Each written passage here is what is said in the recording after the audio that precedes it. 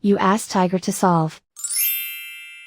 This deals with linear equations with one unknown. The final result is v equals -126. Let's solve it step by step. Group all constants on the right side of the equation. Subtract 159 from both sides. Simplify the arithmetic.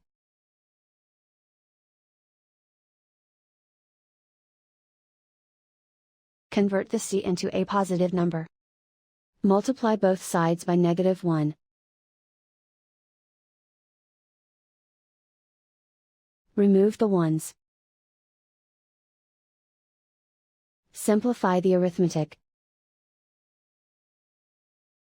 And so the final result is v equals -126.